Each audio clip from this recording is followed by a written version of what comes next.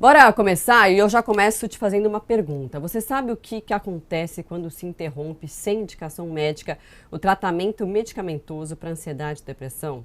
Pois é, a advogada e ex-BBB Gisele Bicalho compartilhou nas redes sociais que sentiu sintomas da depressão voltarem depois de esquecer seus remédios durante uma viagem. No post, ela diz o seguinte: essa última semana foi muito difícil para mim. Fui para o fundo do poço mais uma vez. Quem tem depressão sabe do que eu estou falando. Há um ano eu sentia os sintomas depressivos, mas por falha minha viajei e esqueci de os remédios. Eu estava com sinusite e juntou tudo. Meu psicológico não aguentou. Ela postou isso nas redes sociais. Vamos então abrir o nosso bate-papo aqui, o nosso programa, convidando o médico psiquiatra, o Fernando Fernandes, do Instituto de Psiquiatria da USP e membro da Associação Brasileira de Psiquiatria, para falar então com a gente sobre esse tema tão importante, né, doutor? Muito boa tarde para você, seja bem-vindo. O que pode acontecer quando a pessoa interrompe, né, por motivos, como a gente citou aí, de esquecer o remédio durante uma viagem ou porque decide encerrar mesmo o tratamento sem a orientação médica? Olá, boa tarde, obrigado pelo convite. E duas coisas podem acontecer nesse caso. A primeira é que em alguns antidepressivos existe algo chamado síndrome de descontinuação. O que é isso? Se parar abruptamente o remédio, principalmente se eles estão em doses mais elevadas, a pessoa pode ter algum desconforto fisiológico pela falta abrupta do remédio, o que é diferente de uma síndrome de abstinência de uma pessoa que é dependente de alguma substância. Os antidepressivos não causam dependência. Porém, na hora de descontinuar, isso precisa ser feito com orientação médica, e um dos motivos é esse, porque cessar abruptamente o remédio pode causar algum desconforto fisiológico. A segunda coisa que pode acontecer é os sintomas voltarem. O tratamento para a depressão e para os transtornos ansiosos, ele tem um tempo preconizado. Se a gente descontinua a medicação antes desse tempo preconizado, aumentam as chances dos sintomas voltarem. Depressão, os transtornos ansiosos, assim como a maioria das grandes síndromes psiquiátricas, são transtornos que eles têm um potencial para recorrência, para repetir ao longo da vida, ou para ficar crônicos.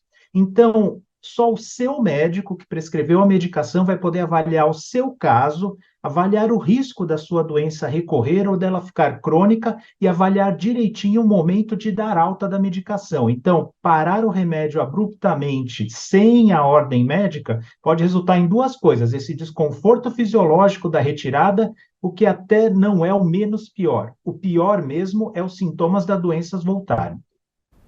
Com certeza. Agora, doutor, no caso da Gisele, né, ela esqueceu de levar o medicamento nessa viagem. Em situações parecidas, qual que é a recomendação? É claro que a gente sabe que depende da quantidade, como o senhor falou, da medicação que a pessoa toma, qual o remédio, quanto tempo, qual que é a doença que ela tem psiquiátrica, né? Mas de uma forma geral, dá pra gente falar o que a pessoa pode fazer numa situação como essa?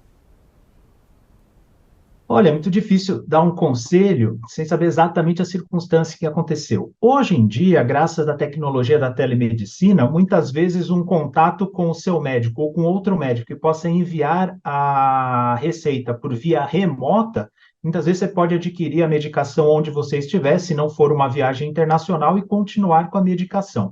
O que eu recomendo sempre para os meus pacientes é o seguinte: seja em viagens nacionais ou internacionais, sempre levar os comprimidos sobressalentes, porque a gente não sabe o que pode acontecer numa viagem, muitas vezes pode perder o voo, muitas vezes pode atrasar alguma coisa. Então, sempre levar quantidade de remédio sobressalente, sempre na mala de mão, porque se houver algum extravio ou algum intempérie com a mala que foi despachada, você está com os remédios com você. E levar a receita junto com os remédios. Porque se precisar, se alguém precisar fazer uma vistoria na mala, alguma coisa, está lá, os remédios vão estar lá, a receita vai estar lá e não haverá problema nenhum. O que eu digo, programe-se com antecedência, leve remédios sobressalentes e sempre na mala de mão. Agora, se foi 1 ou 2 dias, a pessoa sentiu aquele desconforto ou sentiu os sintomas voltarem, a gente precisa retomar a medicação. E aí um contato remoto com seu médico para orientar como retomar a medicação é bastante bem-vindo, né? Agora, doutor, fiquei com uma dúvida, né? Voltando ao caso da Gisele, só para a gente encerrar. O medicamento, quando você esquece, por exemplo, uma viagem ou esquece de tomar, depois de quantos dias sem tomar aquela medicação, quando você interrompe, né, dessa forma repentina, aquilo pode começar a se manifestar no seu corpo? Olha, como eu falei, são dois casos, duas situações. Primeiro é começar a sentir a falta aguda do remédio, que é o que a gente chama de síndrome de descontinuação, que acontece em algumas medicações, principalmente quando está tomando dose mais alta da medicação. Isso costuma ser relativamente rápido. Algumas pessoas sentem, esquece de tomar no mesmo dia, já sente, outras pessoas sentem depois de 1 ou 2 dias. E normalmente também é autolimitado, também não dura por muito tempo. Quando é essa síndrome de descontinuação, que é só a falta aguda do remédio. Porém, existe o outro caso em que os sintomas voltam. Isso, Marcela, não tem prazo. A pessoa pode sentir os sintomas voltando nos primeiros dias, daqui 1, 2 semanas, ou até daqui 1 ou 2 meses. Aí não tem um prazo, aí varia de pessoa para pessoa. Tá ótimo. A gente conversou com o Fernando Fernandes, coordenador de programa de tratamento de depressão da USP, membro da Associação Brasileira de Psiquiatria. Doutor, muito obrigada pelos seus esclarecimentos, pelas suas informações e até uma próxima. Muito obrigado, estou à disposição. Um abraço a todos os ouvintes também.